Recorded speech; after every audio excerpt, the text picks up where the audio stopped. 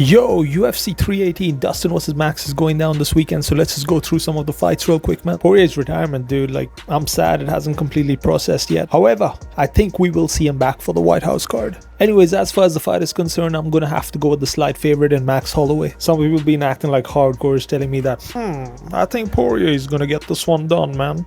And then when you ask them, okay, why do you think so? They're saying, oh, because he won his last two, so that's why I'm just analyzing it. Like, bruh, you serious? Yeah, that's not how the sport works, dude. Since then, we've seen Holloway improve significantly, while we've seen Poirier honestly decline a bit. Holloway is faster, got more pop on his shots, he's filled out his frame a lot better than he did in that first fight, or rather the second fight. Whereas Dustin, he seems a bit slower, man, and I'll be honest, I don't think he really has KO power anymore like people always claim he does. Like, oh, Dustin got some heavy hands, dude. Like, I think he got a lot of thud, but he just doesn't have that sting to put people out cold. He's more of like a cumulative damage type of striker and not a single shot type of sniper like Ilia Poirier is. So at the end, I think we're going to see a decision here, 49-46 to Max. Both of them will be busted up bad, blood all over the octagon. It'll be one of the fights of the year, man. Holloway will just completely outclass Poirier with speed, power, durability, and also his underrated kicks, man. We'll see a lot of teeps, body kicks, head kicks. He'll be mixing it up, man, spinning kicks, etc. Anyways, moving down the card, we got Paulo Costa versus Roman Copylov as the co-main event. Now, Roman Copylov, like a lot of these Russian strikers, I don't know what it is about them, like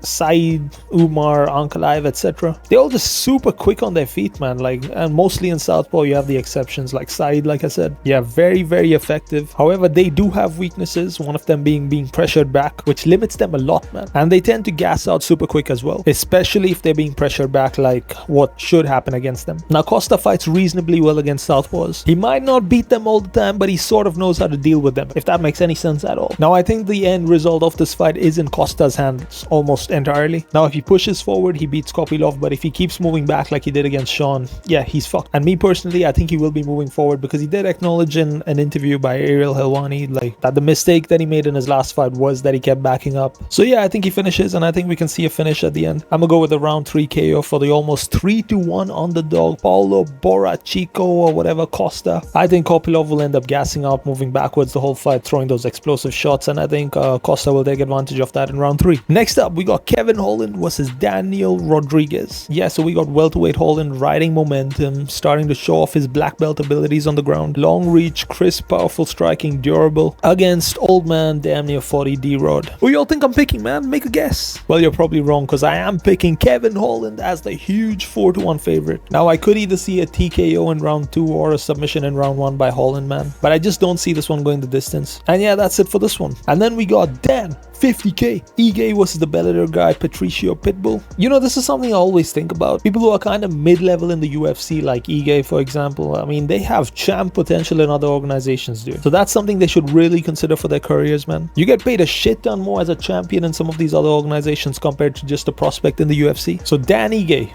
durable as fuck, got good power in his hands, riding some good momentum recently, beating some good opponents. Good fight with Diego Lopez as well. Pitbull, on the other hand, he's just not on the same level as he once was, man. He's now 1-3 in his last 4. He didn't look great against Yair. You know, like, he's old, he's touching 40 almost. Like, that's just how it goes naturally, you know what I mean? Especially in these lighter divisions. Against the right opponent, though, his grappling can be very effective. I think he'll be able to take Dan down, but I just don't think he'll be able to control and cause enough damage to him. I think this fight will be on the feet and in the clinch up against the cage for the most part. And honestly, I can see Ige winning those exchanges.